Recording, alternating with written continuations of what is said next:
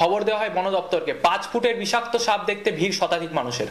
মহেশতলায় সাপের আতঙ্কে আতঙ্কিত এলাকাবাসী। খবর দেওয়া হলো বন দপ্তরকে। আজ সন্ধ্যায় মহেশতলা 25 নম্বর ওয়ার্ডের মন্ডলপাড়ার বাসিন্দা ছবি মন্ডলের বাড়ির সামনে একটি বিষধর সাপ দেখে আতঙ্ক ছড়ালো। সাপ দেখতে শতাধিক মানুষের ভিড়। উল্লেখ্য, আজ সন্ধ্যায় প্রায় 5 ফুট বিষাক্ত সাপ দেখতে পায় এলাকার মহিলা। আতঙ্কিত হয়ে পড়ে ওই মহিলা। খবর পেয়ে দিবাকর নামে সোশ্যাল ওয়ার্কার ঘটনাস্থলে পৌঁছে বাড়ির সামনে থেকে উদ্ধার করে প্রায় 5 ফুটের একটি বিষধর সাপ। পরে সাপটিকে বন দপ্তরের হাতে তুলে দেওয়া হবে বলে যারা সোশ্যাল ওয়ার্কার।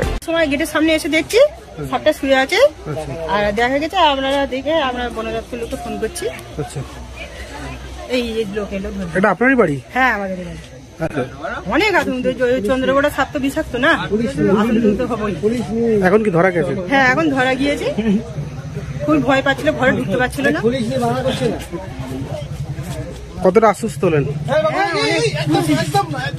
এদিকে আরো বাচ্চা ঘুরে দেবো সাপ, চন্দ্রগড়া সাপের বাচ্চা আরো এদিক ওদিক করে ঘুরে দেবো। হ্যাঁ, অনেক বড় আর একটা আছে ওইদিকে ঘুরে। এই জায়গাটার নাম চন্দ্রনগর মন্ডলপাড়া। আপনার নাম? সাপটা এদের বাড়ির সামনেই ছিল। অনেকক্ষণ থেকে ফোন করাতে আমি রিসিভ করতে পারছিলাম না, অন্য জায়গায় কাজ করছিলাম। সেখান থেকে এসে এখন সাপটাকে আমি উদ্ধার করলাম, নিয়ে যাচ্ছি, নিয়ে গিয়ে ফরেস্ট ডিপার্টমেন্টের হাতে জমা করবো। এখন দেবাশিস বাবুর হাতে জমা করবো। আপনার নাম? আমার নাম দিবাকর নস্কর।